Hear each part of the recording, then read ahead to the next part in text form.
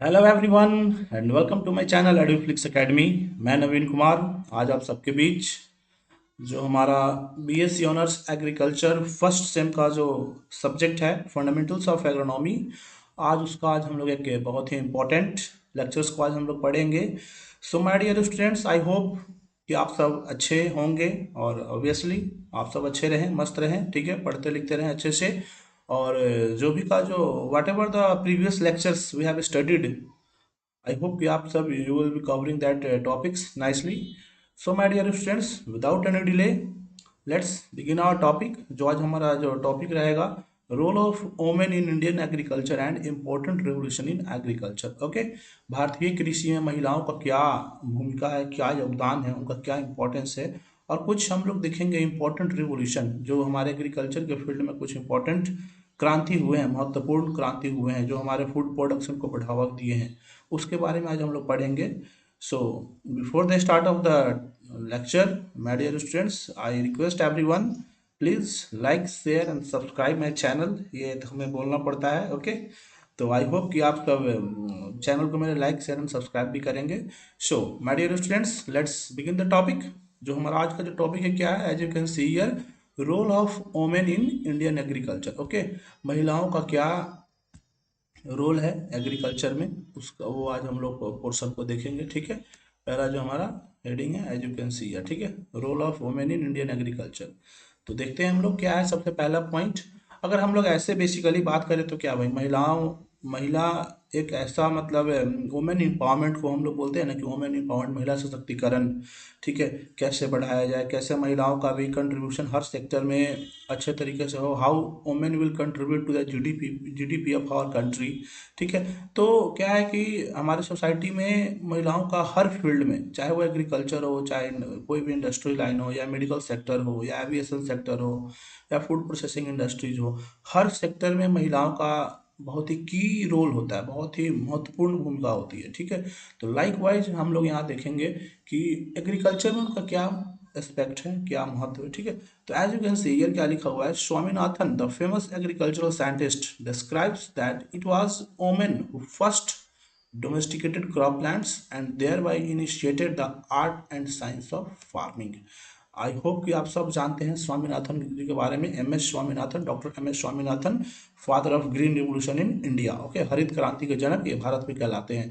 तो उन्होंने ये स्टडीड किया, जो साइंटिस्ट थे, एग्रीकल्चर के साइंटिस्ट है, बहुत ही प्रख्यात विख्यात साइंटिस्ट हैं। उन्होंने सबसे पहले बताया था कि सबसे पहले वो महिला ही थी जिसने क्रॉप प्लांट्स को डोमेस्टिकेट किया था, क्रॉप प्लांट्स को लगाना शुरू किया था। मतलब डोमेस्टिकेट का मतलब क्या, उसको एक तरह से सही तरीके से पालन पोषण करना, मतलब बढ़ाना, उसको कहने का मतलब किसी भी चीज़ को पालन पोषण करना, उसे हम क्या बोलते हैं, डोमेस्टिकेट बोलते हैं, ठीक है। तो उन्होंने यही कहा था कि महिला सबसे पहला क्या, क्रॉप प्लांट्स को डोमेस्टिकेट की थी, और देयर बाई इनिशिएटेड, और उसके बाद उन्होंने क्या किया, फार्मिंग को एक आर्ट एंड साइंस का रूप दिया कि फार्मिंग भी क्या है भाई, क्रॉप प्लांट्स को भी डोमेस्टिकेट करना, क्रॉप प्लांट्स को भी लगाना क्या है, ये एक प्रकार का आर्ट एंड साइंस है, कला और विज्ञान है। तो सबसे पहले स्वामीनाथन जी ने ये डिस्क्राइब किया था कि महिलाओं ने सबसे पहले क्रॉप प्लांट्स को मतलब लगाना शुरू किया था, और उन्होंने धीरे धीरे क्या उसको एक आर्ट एंड साइंस के रूप में उन्होंने इनिशिएट किया, मतलब एक तरह से उन्होंने आर्ट एंड साइंस को के जरिए से इसको समझाया कि फार्मिंग क्या है भाई, एक आर्ट एंड साइंस है, कला और विज्ञान है। आगे देखते हैं हम लोग नेक्स्ट पॉइंट में। Over the years there is a gradual realization of the key role of women in agricultural development and their vital contribution in the field of agriculture, food security, horticulture, processing, nutrition, sericulture, okay, fisheries and other allied sectors। My dear students, आप क्या देख रहे हैं, over the years there is a gradual realization, मतलब जैसे जैसे समय बीतते गया वैसे लोगों को क्या एहसास हुआ कि महिलाओं का बहुत ही महत्वपूर्ण भूमिका है, किस चीज़ के लिए, कृषि के डेवलपमेंट में, कृषि के विकास में, ठीक है। और उनका कंट्रीब्यूशन कृषि के किस किस फील्ड में है, जैसे एग्रीकल्चर हो गया, खेती करने में, फूड सिक्योरिटी, खाद्य सुरक्षा को मेंटेन करने में, हॉर्टिकल्चर हो गया आपका उद्यान विज्ञान के फील्ड में, प्रोसेसिंग, कोई भी हम लोग फूड प्रोसेसिंग करते हैं, कोई भी चीज़ बनाते हैं, रॉ मटेरियल्स को यूज़ करके उसका प्रोसेस्ड फूड बनाते हैं, न्यूट्रिशन हो गया, सेरीकल्चर हो गया आपका, ठीक है। सेरिकल्चर रेशम का जो हम लोग करते हैं, रेशम कीट पालन करते हैं, मत्स्य पालन विभाग में, और भी जो संबंधित जो सेक्टर्स है एग्रीकल्चर के, तो उन हर सेक्टर्स में महिलाओं का बहुत ही इम्पोर्टेंट भूमिका है। और धीरे धीरे क्या हुआ, लोगों को इसका एहसास होना भी शुरू हुआ, ठीक है, कि महिलाओं के बिना एग्रीकल्चर का डेवलपमेंट नहीं किया जा सकता, it can not be possible, ठीक है।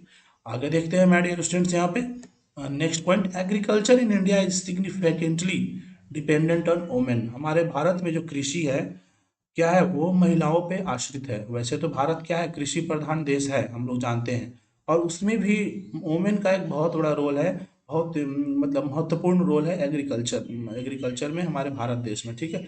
Women make up about 33% of cultivators and about 47% of agricultural laborers in rural India. My dear students, आप लोग डाटा के माध्यम से आप समझ सकते हैं कि महिलाओं का एग्रीकल्चर में क्या इंपॉर्टेंस है। भाई 33% ऑफ कल्टीवेटर्स, जो भी कल्टीवेटर्स के माध्यम से जो काम करना होता है उसमें 33% महिलाओं का योगदान होता है, ठीक है। And about 47% of agricultural labourers, मतलब जो हमारे ग्रामीण समाज में, ग्रामीण क्षेत्र में जो कृषि के जो लेबर होते हैं उसमें से सबसे ज़्यादा किनका कंट्रीब्यूशन है, महिलाओं का सबसे बड़ा उसमें योगदान है। 47% ऑफ जो एग्रीकल्चरल लेबर होते हैं वो कौन होते हैं, महिलाएं होती है। तो आप इमेजिन कर सकते हैं कि उनका कितना बड़ा कंट्रीब्यूशन है एग्रीकल्चर के फील्ड में, ठीक है। ये 33% ऑफ कल्टिवेटर्स बोले तो जो भी छोटे छोटे जो काम होते हैं मतलब हमारे फील्ड में, उसको करने के लिए क्या 33% महिलाओं की आवश्यकता पड़ती है, ठीक है।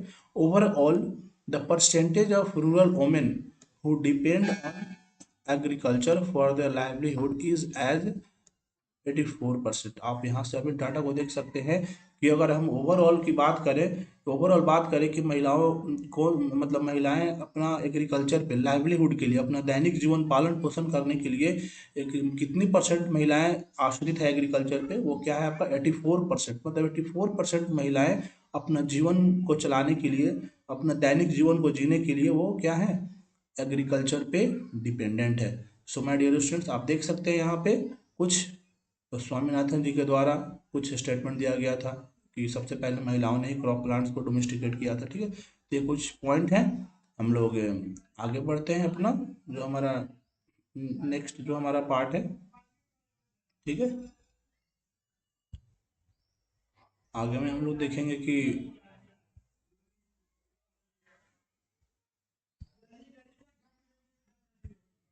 ठीक है, आगे हम लोग देखते हैं इसका फर्दर पार्ट क्या लिखा हुआ है। Women have played, okay, women have played and continue to play a key role in the conservation of basic life support system such as land, water, flora and fauna.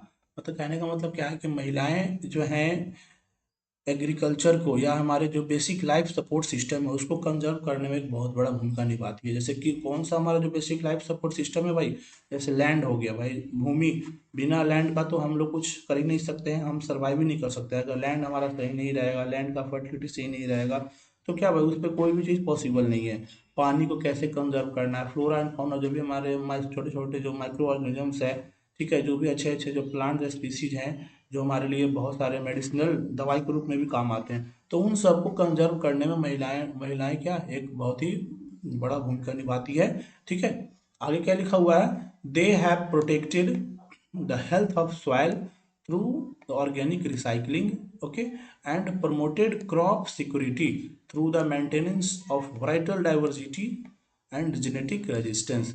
महिलाएं कैसे और हमारे agriculture को support कर रही है, जैसे कि मतलब हमारे मिट्टी के हेल्थ को भी वो क्या कर रही है, प्रोटेक्ट कर रही है, संरक्षण कर रही है। कैसे, ऑर्गेनिक रिसाइकलिंग, जैविक तरीके से उस जो कोई भी चीज़ है उसको जैविक तरीके से रिसाइकल करके मतलब फिर से बार बार यूज़ करके उस चीज़ों को हमारे मिट्टी के स्वास्थ्य को भी मेंटेन कर रहे हैं, और साथ ही साथ क्रॉप सिक्योरिटी को भी प्रमोट कर रहे हैं, फसल का सुरक्षा को, अलग अलग प्रकार के वैरायटी को डेवलप करके, और जेनेटिक मतलब हमारे जो वैरायटी होते हैं उसमें उसके जीन्स को चेंज करके अच्छा मतलब रेजिस्टेंस, कोई भी डिजीज के प्रति उसको फाइट करने के प्रति या ड्रॉट के कंडीशंस को भी रेसिस्ट करने के लिए महिलाएं क्या कर रही हैं, जो एग्रीकल्चर जो साइंटिस्ट हैं, जो भी एग्रीकल्चर एजुकेटर्स हैं, एग्रीकल्चर प्रोफेसर जो महिलाएं प्रोफेसर्स हैं, वो लोग क्या कर रहे हैं, इस तरीके से अपना योगदान दे रहे हैं, अच्छा इस प्रकार का वैरायटी, अच्छा गुण वाला वैरायटी को तैयार करके, जो कि हर प्रकार के इन्वायरमेंट में एडजस्ट हो जाए, सूट हो जाए, और कोई भी डिजीज से उसका कोई प्रभाव ना पड़े। तो इस तरह से आप देख सकते हैं कि महिलाओं का क्या एक रोल है एग्रीकल्चर के क्षेत्र में। ठीक है, आगे क्या लिखा हुआ है, the rate of women in poultry farming eight house hold level is the central in poultry industry. अगर हम महिलाओं की देखें कंट्रीब्यूशन अगर पोल्ट्री फार्मिंग में, तो क्या है, उनका सबसे ज़्यादा पोल्ट्री इंडस्ट्री में महिलाओं का योगदान है। ठीक है, वही कहने का मतलब है कि महिलाएं, अगर ऐसे भी आप बोल सकते हैं कि पोल्ट्री इंडस्ट्री में महिलाएं सबसे ज़्यादा पार्टिसिपेट करती हैं। ओके, कहने का मतलब ये है आपका। आगे क्या लिखा हुआ है my dear students, women farmers in India perform most of the big farming jobs from sowing to harvesting. Okay, from sowing to harvesting, yet their access to resources is less than their male counterparts. My dear students, देखिए हम लोग क्या जानते हैं, हम लोग कि अपना जो सोसाइटी है वो क्या है, मेल डोमिनेटिंग सोसाइटी है। नो डाउट हमारा सोसाइटी कैसा है भाई, मेल डोमिनेटिंग सोसाइटी है। बट फिर भी हमारी महिलाएं कम नहीं है भाई, किसी भी काम में हमारी महिलाएं कम नहीं है। हर काम में वो एक पुरुष के साथ साथ कंधे में कंधे मिला के काम को करती है। देश के डेवलपमेंट में, देश के जीडीपी के डेवलपमेंट में, किसी भी घर के इनकम को ग्रो कराने में, इनकम को जनरेट करने में महिलाएं भी अपना पूरा योगदान देती है। तो वही कहने का मतलब है कि हमारे जो महिलाएं किसान हैं, फार्मर्स हैं, वो छोटे से छोटे, बड़े से बड़े काम को भी परफॉर्म करती है। ठीक है, तो वही कहने का मतलब है सोइंग टू हार्वेस्टिंग, मतलब सीड को सोइंग से लेकर हार्वेस्टिंग तक के काम में, हर काम में महिलाएं अपना कंट्रीब्यूशन देती है। बट फिर भी जो हमारा रिसोर्सेज को यूज करने का जब बात आता है, तो अभी भी मेल के कंपेरिजन में कम है माय डियर स्टूडेंट्स। ठीक है, तो ये कुछ मतलब महिलाओं का क्या रोल है एग्रीकल्चर के फील्ड में, ये कुछ आपका पॉइंट्स था। आगे हम लोग देखते हैं नेक्स्ट स्लाइड में हमारा क्या टॉपिक है। ठीक है my dear students, next slide हम लोग देखते हैं क्या है हमारा। हाँ, आप देख सकते हैं यहाँ पे हमारा नेक्स्ट स्लाइड क्या है, रिवोल्यूशन इन एग्रीकल्चर। एग्रीकल्चर के फील्ड में कौन कौन से रिवोल्यूशन हुए हैं। ठीक है, रिवोल्यूशन बोले तो किसी चीज़ का प्रोडक्शन ज़्यादा होना। ठीक है, किसी समय क्या उस चीज़ का प्रोडक्शन नहीं हो रहा था, तो क्या किया, किसी ने उस चीज़ को इनिशिएटिव लिया कि हम इस चीज़ का ज़्यादा प्रोडक्शन करें। और जब होल वर्ल्ड में या अपने देश में बात करें, भारत देश में बात करें, जब उस चीज़ का ज़्यादा प्रोडक्शन हुआ, तो लोगों ने क्या, उसको एक रिवोल्यूशन का नाम दे दिया कि फलना क्रॉप का ज़्यादा प्रोडक्शन हुआ, तो वो इस रिवोल्यूशन के नाम से जाना जाता है। ठीक है, तो वही पॉइंट है यहाँ पे, तो इसमें आपको कंफ्यूज नहीं होना है, बहुत आसान है, और ये एग्जाम्स में सब क्वेश्चन इससे बहुत पूछे जाते हैं। ठीक है, और रिवोल्यूशन आप देखेंगे कि कलर पे, कलर से आप इसे याद कर लेंगे। ठीक है, पहला क्या है आपका, ग्रीन रिवोल्यूशन है। ग्रीन बोले तो हरा। ठीक है, ग्रीन बोले तो क्या है आपका, हरा, इसको हम लोग हरित क्रांति भी बोलते हैं। तो ग्रीन रिवोल्यूशन किससे रिलेटेड है भाई, फूड ग्रेन प्रोडक्शन। जब खाद का, खाद नहीं, जब मतलब भोजन बोल सकते हैं, या फूड ग्रेन प्रोडक्शन बोले तो अनाज वाली फसलें का जब ज़्यादा प्रोडक्शन हुआ, तो उसको क्या, किस रिवोल्यूशन से हम लोग जानते हैं, ग्रीन रिवोल्यूशन के नाम से जानते हैं। अब ग्रीन क्यों बोलते हैं भाई, क्योंकि जितने भी हमारे सीरियल क्रॉप्स हैं, वो सब कैसे होते हैं भाई, ग्रीन होते हैं इनिशियल स्टेज में, जब सोइंग करते हैं, हार्वेस्टिंग से पहले तक किस कलर में रहते हैं, ग्रीन रहते हैं, उनका लीफ वगैरह हर चीज़ क्या ग्रीन रहता है। तो उसका ज़्यादा प्रोडक्शन हुआ, उस ग्रेन का प्रोडक्शन ज़्यादा हुआ हर सीरियल क्रॉप्स का, इसलिए उसे ग्रीन रिवोल्यूशन के नाम से हम लोग याद करते हैं। और ये कब हुआ था, 1966 टू 1967, ये हमारे इंडिया में, इंडिया की बात है। ठीक है, और वर्ल्ड में मेक्सिको में सबसे पहले ग्रीन रिवोल्यूशन हुआ था, मैं आपको पहले भी बताया था। ठीक है, वो 1940 के आसपास में। फादर कौन है ग्रीन रिवोल्यूशन के, वर्ल्ड में कौन है, डॉक्टर नॉर्मन बोरलॉग। ओके, और इंडिया में कौन है, डॉक्टर एम एस स्वामीनाथन। और एम एस स्वामीनाथन का पूरा नाम क्या है, मोनोकोम्बो संबाशिवान स्वामीनाथन। दूसरा क्या है my dear students, revolution, white revolution, या इसी को हम लोग क्या बोलते हैं, ऑपरेशनल फ्लड भी बोलते हैं। व्हाइट रिवोल्यूशन बोले तो ये किससे रिलेटेड है, मिल्क प्रोडक्शन, मतलब मिल्क का प्रोडक्शन बहुत हुआ था उस पीरियड में, इसलिए ओवरऑल, मतलब प्रोडक्शन बोले तो ओवरऑल पूरे कंट्री में प्रोडक्शन ज़्यादा हुआ था, इसलिए क्या बोल दिए हम लोग, जब खूब मिल्क का प्रोडक्शन हुआ, तो जो भी साइंटिस्ट उन्होंने उस, जब मिल्क का प्रोडक्शन ज़्यादा हुआ, तो उसमें उन्होंने एक रिवोल्यूशन का नाम दे दिया, उसे हम क्या बोलते हैं, व्हाइट रिवोल्यूशन। ठीक है, और आप देख सकते हैं नाम क्यों पड़ा, क्योंकि नाम आप कलर के नाम से याद कर सकते हैं भाई, मिल्क का कलर कैसा होता है, व्हाइट होता है, इसीलिए उजाला क्रांति, अगर क्वेश्चन आए तो उजाला क्रांति किससे रिलेटेड है, मिल्क से रिलेटेड है। अब अंडा मत बोल देना भाई, अंडा भी उजला होता है, अभी अंडा के बारे में आप पढ़ेंगे। ठीक है, और ये कब हुआ था?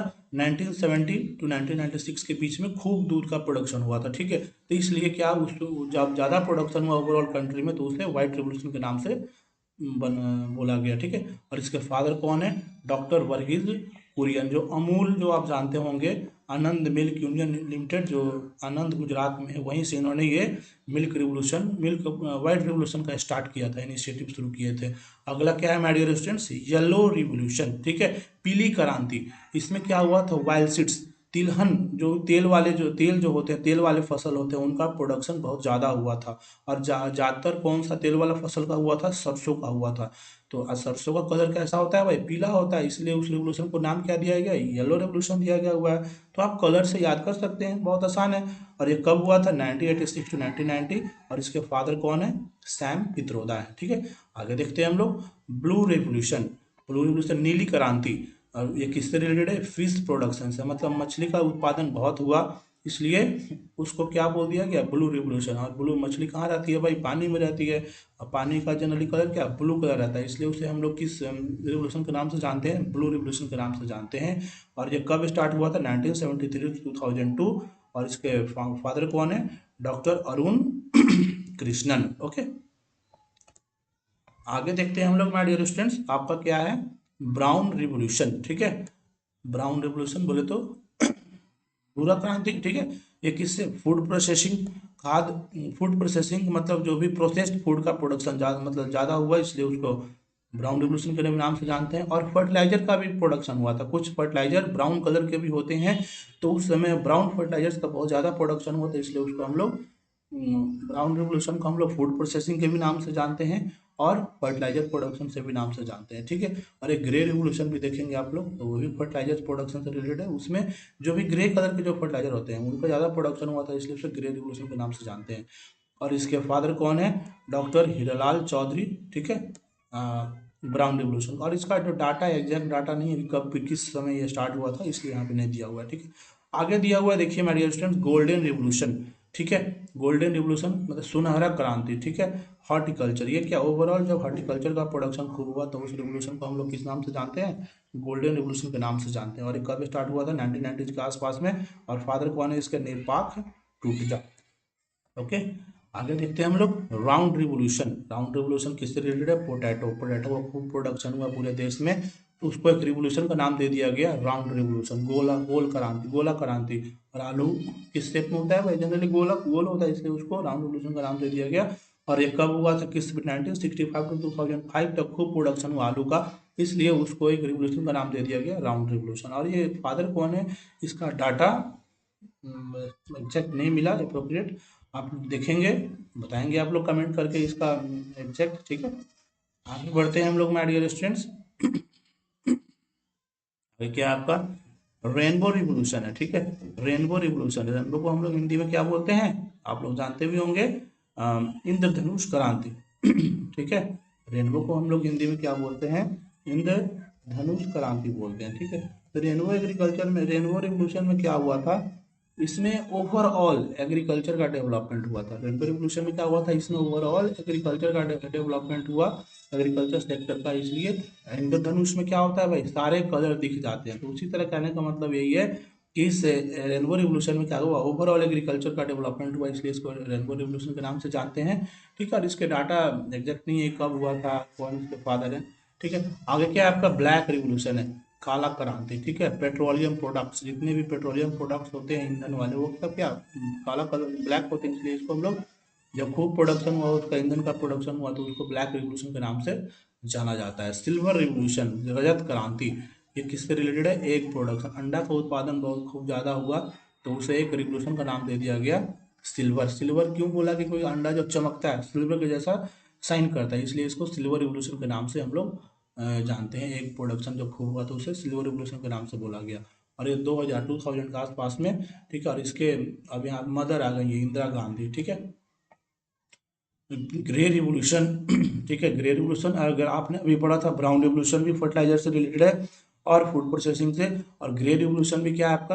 फर्टिलाइजर से ये रिलेटेड है। फर्टिलाइजर का खूब ज़्यादा प्रोडक्शन हुआ, ग्रे कलर का बहुत सारे फर्टिलाइजर आते हैं, इसलिए उसको क्या ग्रे रिवोल्यूशन के नाम से हम लोग जानते हैं।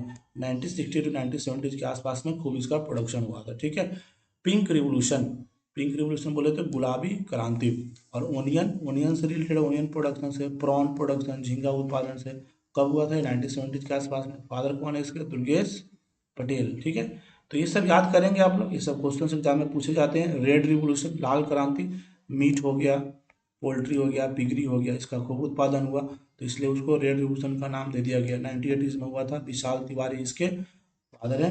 ठीक है, सिल्वर फाइबर रिवोल्यूशन, अब देखिए वहां पे था सिल्वर रिवोल्यूशन, बट यहाँ सिल्वर रिवोल्यूशन अंडा से रिलेटेड है, बट यहाँ पे आ गया सिल्वर फाइबर रिवोल्यूशन, मतलब फाइबर जुड़ गया, कॉटन हो गया, जूट हो गया, किस प्रकार के होते हैं भाई? फाइबरस प्लांट होते हैं। ठीक है, तो आप ध्यान रखेंगे जहाँ पे फाइबर ना हो तो वो एक से हो जाएगा, जहाँ फाइबर जुड़ जाएगा सिल्वर के साथ वो कॉटन से हो जाएगा। ठीक है, उसमें कॉटन का उत्पादन बहुत हुआ था, तो जब कॉटन का ज़्यादा उत्पादन हुआ तो इसलिए उसको क्या बोल दिया गया? Silver fibre revolution.